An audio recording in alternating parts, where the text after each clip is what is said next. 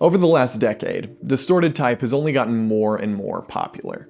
You've probably seen it with increasing frequency on social media, in streetwear, in motion graphics, and in web design. It's clearly popular, so if you can only harness it in new and exciting ways, you're guaranteed to stand out. The only question is, how do you do it? I'm Levi with Total Rojo Studios, and today I'm going to teach you 6 of the simplest ways to distort text in Adobe Illustrator. Let's jump in.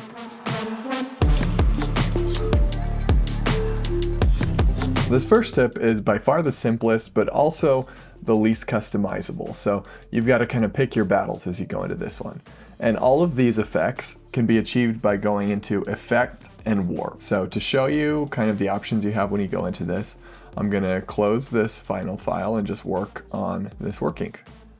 So first, let's get some text. Let's type something like Warp Effect.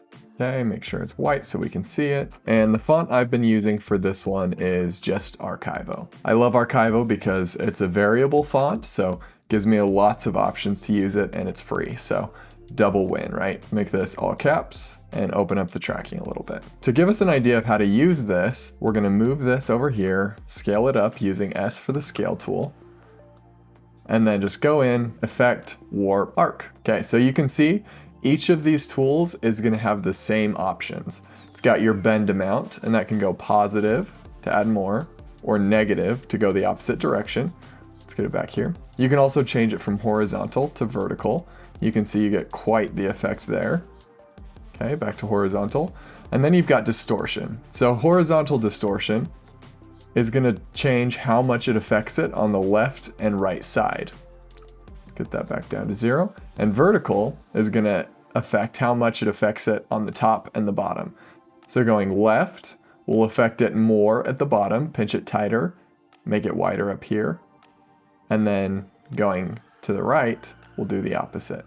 A lot of the times these distortions will actually make it beyond usable, so you've got to kind of keep that in mind. The nice thing is though, once you open up the warp options, you can go in here and pick different styles. So there's a shell, arc upper, fish, rise, inflate. Going back to our initial sheet, you can see this will give you a good idea of what each thing does. So this is what it does when applied to text, and this is what it does when applied to a pretty standard box. So I can hit Command Y to show you the outlines, and this will show you what they looked like before being affected. So looking at that and then popping in. If you screenshot this, you can get a pretty good idea of what you can expect each of these effects to do.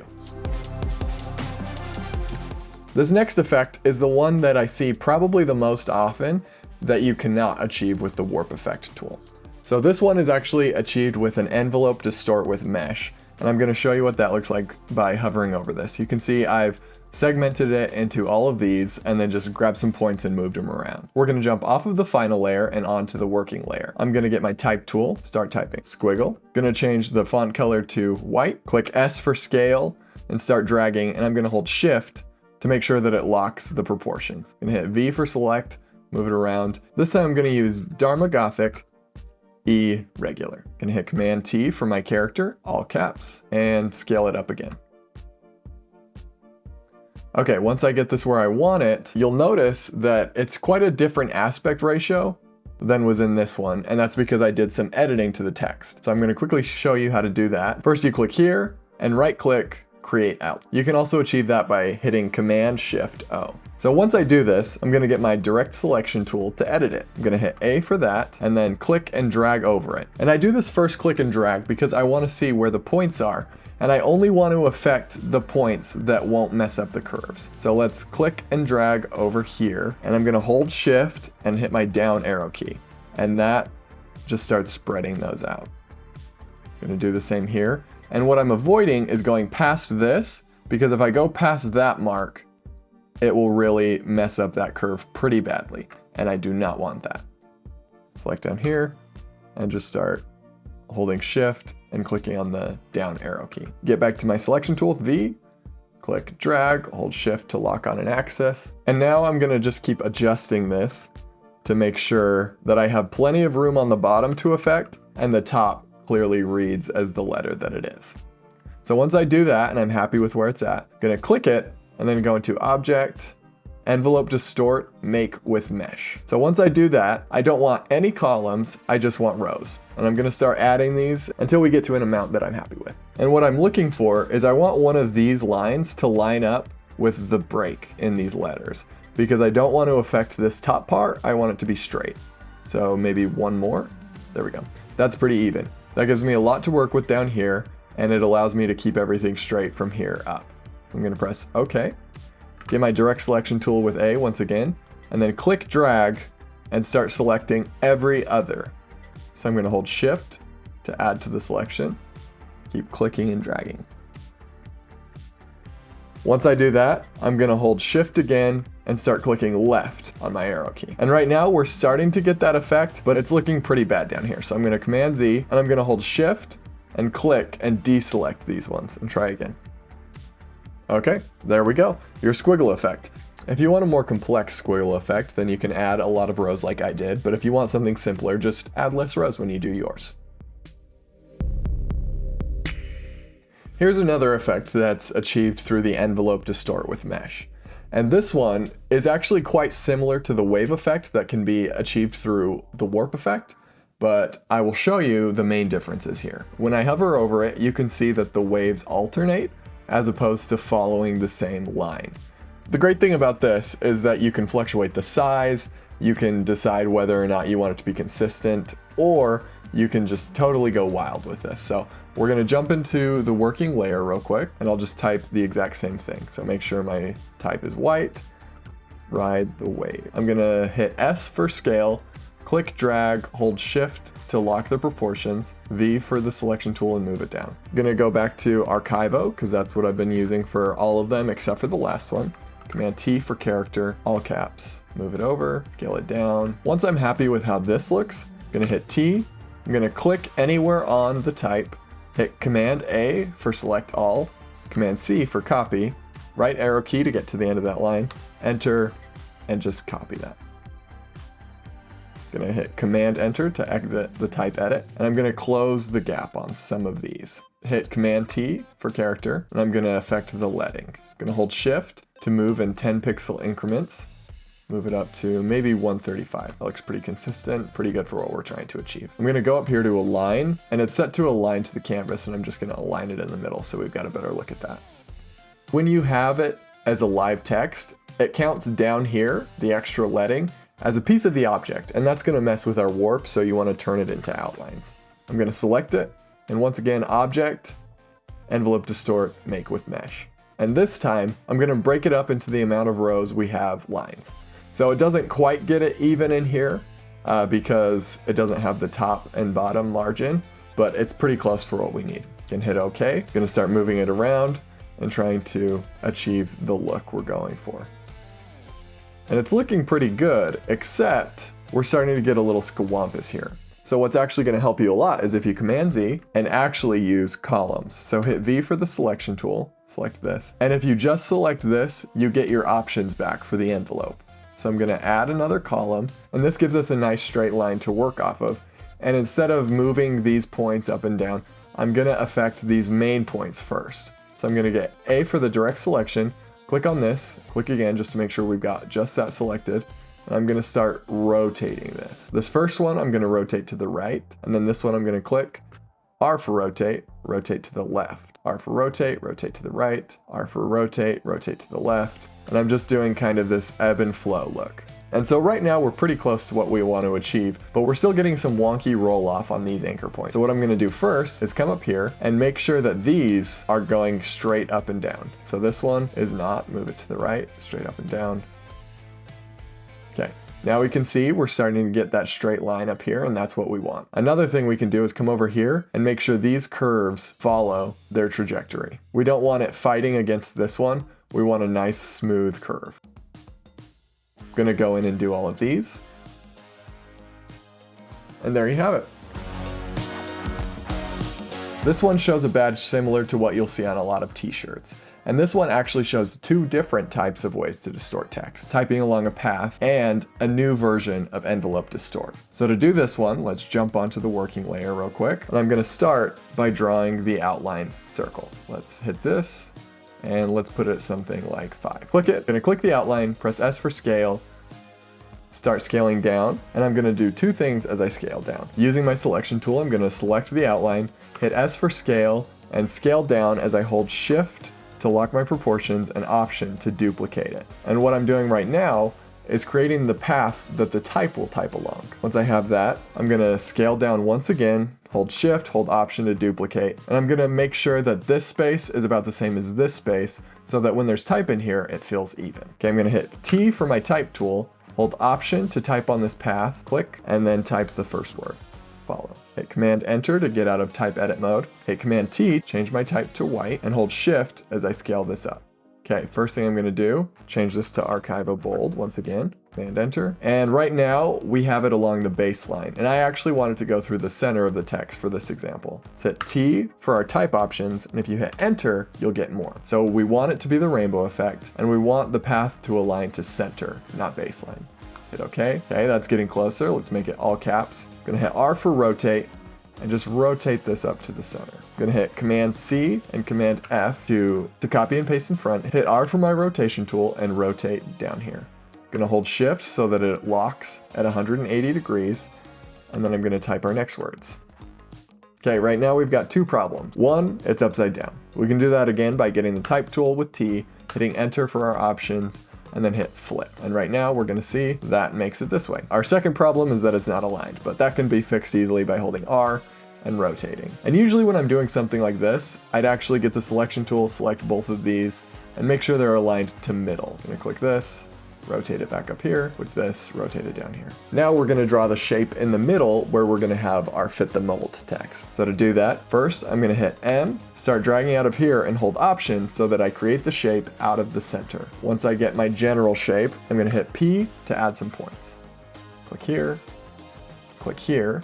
Gonna get my direct selection tool with A, click here, S for my scale, scale down while holding Shift, and this is giving us our divot. Gonna hit P so I can change the curve of that while holding Option with the pen tool selected and holding Shift so that these points follow that curve. And our next step is making sure that this follows the curve of the circle, right? So I'm gonna get this, press S for scale, scale down while holding Shift and Option to duplicate, and I'm gonna align this with the top and bottom of my text so that everything feels cohesive. And once I've done that, I'm gonna get my selection tool with V, hold Shift, click here, and now that I've got both of those selected, I'm gonna go into my Pathfinder and intersect. Now we've got the shape that we need in the center. Looking at this, I'm gonna press Command Z to before we intersected. I'm gonna click here, drag up, hold Option so it comes out from the center, and make it a little bigger so that these words fit a little bit better, right? Get that there. And this looks like it'll be a pretty decent size. I'll play with the size of this font a little bit so that it matches better. Okay, intersect again, and we're looking pretty good. So now to fix this up a little bit, I can go in here with my variable font and play with the width a little bit, play with the tracking a little bit, holding Shift to go in increments of 10. And that way you can get something that still feels cohesive. You might not want to open it up quite that much, so pull it in a little bit and just kind of go back and forth. I've noticed that in my design work, a lot of it is honestly playing back and forth and seeing what feels better. Because you can only do so much with math and grids. Some of it has to be intuition that you gain over time. Now to do the shape in the middle, I'm gonna click here, Object, Path, Offset Path. And this is gonna create the shape in the center that we're gonna fit our new text to. So I'm going to go maybe about -10. I'm gonna hit Tab to see how much that comes in. Okay, we want it in quite a bit more. So maybe -35, let's look at that. Okay, that gives us some good padding. Let's bring it down to just 30. Okay, so this has created a new shape in there. Let's change the color so we can see it. And this is the shape that we're gonna match our text to. I'm gonna T for type and just type fit the mold. Exactly what we had earlier.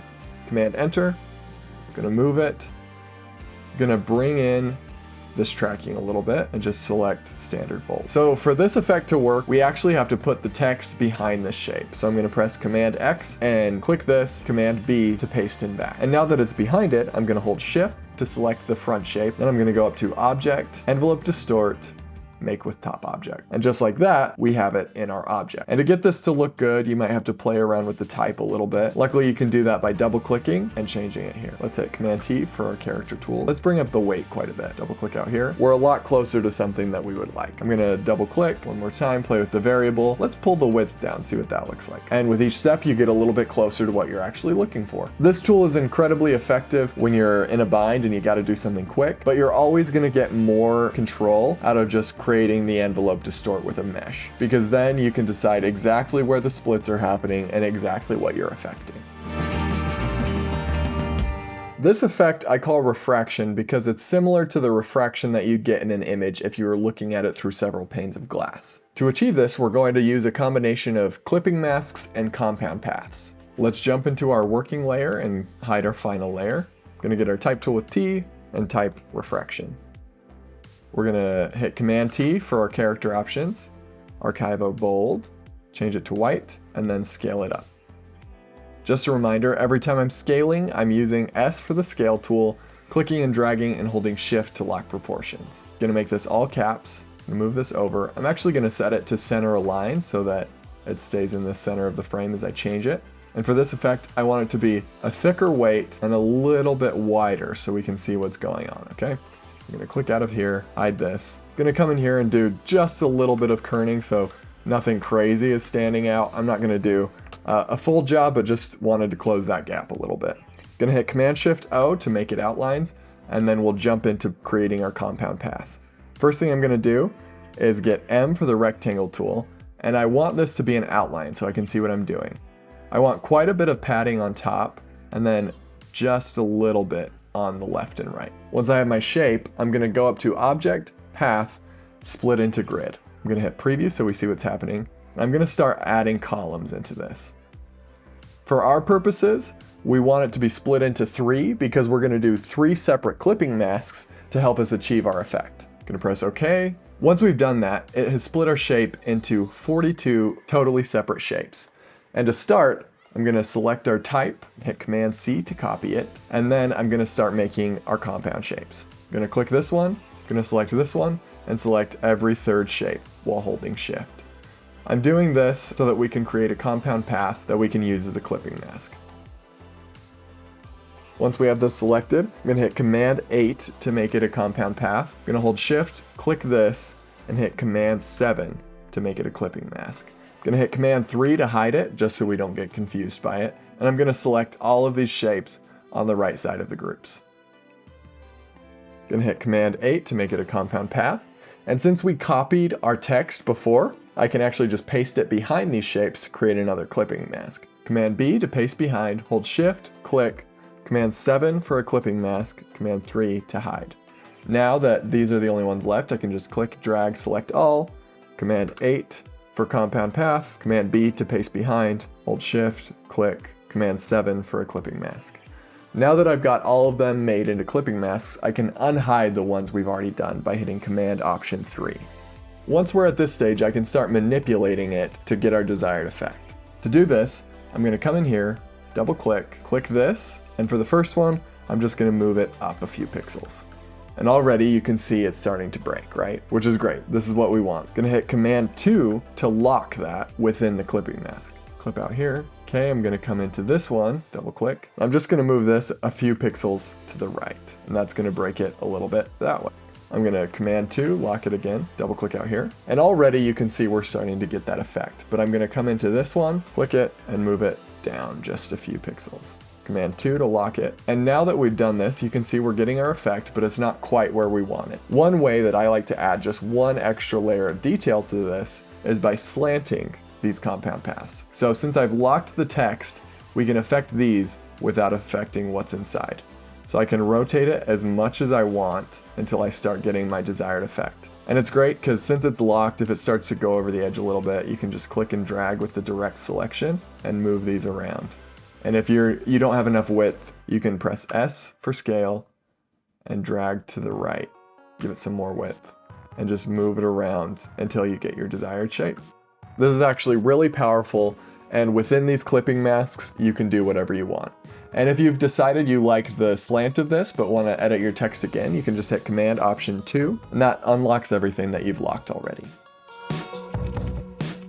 Okay, I'm not gonna lie, this one's honestly probably the one I'm most excited about because it's the one I discovered the most recently. And to achieve this, we're gonna do something similar to the last one where we're using compound paths and clipping masks, but it's quite a bit different. There's more steps involved, but I think the end payoff is worth it because you're not gonna see it as frequently. Let's jump into the working layer, hide the final. As always, start typing, rotation, make it white, scale it up.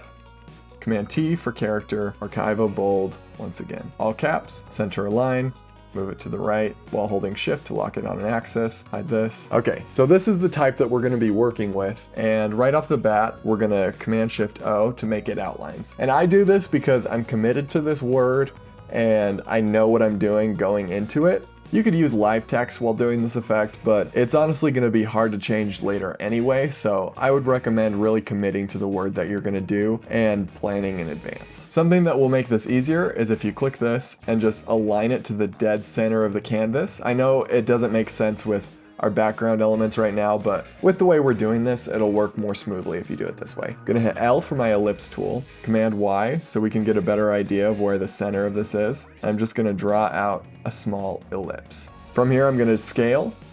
I'm gonna hold Shift and hold Option to duplicate that.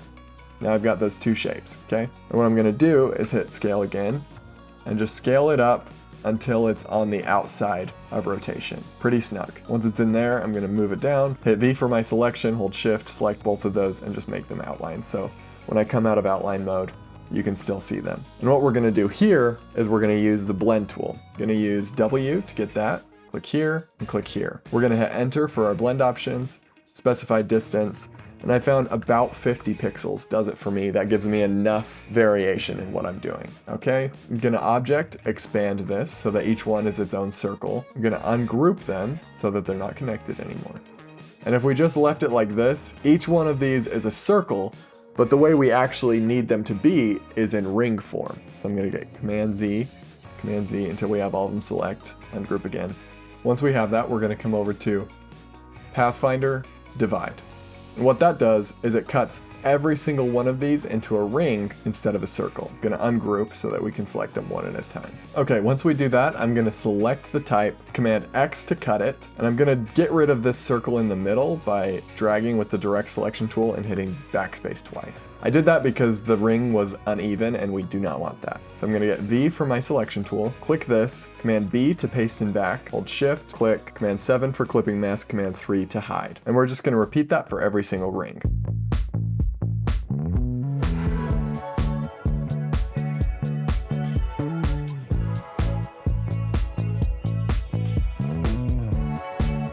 Okay, now that we've got all of those done, I'm gonna hit Command Option 3 to unhide once again. Okay. So I'm gonna click, drag, select everything, deselect the center so we don't affect it, holding Shift and click. And then I'm gonna start rotating these rings to give it the desired effect. So instead of doing it by hand, I'm gonna hit R for rotate and Enter to do it with a calculation. And I'm gonna do something like -2 degrees, nothing too crazy, right? And I'm gonna get the selection tool with V, click, drag, and select everything except for that ring. Hit Command D to repeat our most recent transformation, and keep coming in one ring at a time, Command D every time, and just start applying that effect to every ring as it extends out. Click, drag, select everything. I'm just gonna rotate it in the center. And there you have it, your rotation effect. And the awesome thing is, this is done with a clipping mask, so you can fully change any piece of it at any time. You can click, rotate, and you can get some really crazy effects with this. You could even export these shapes and do something like an animation in After Effects with it, and it would work really well. Click, drag, move up here.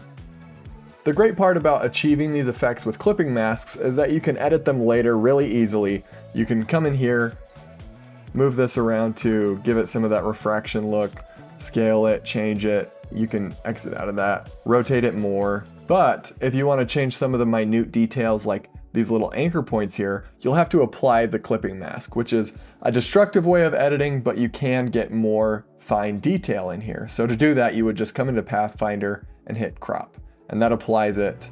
Instead of having it a live clipping mask, you now just have the shape. Okay, now that you've learned some of the foundations of type distortion, the next step is to start layering these techniques on top of each other so that you can create something fresh and exciting. If you liked this video and want to see more like it, be sure to subscribe so you don't miss out. In the meantime, let me know in the comments what you'd like to see next, and check out this video on some uncommon gradients that you can use in your designs to add some flair. And as always, thank you for watching, and I will see you next time.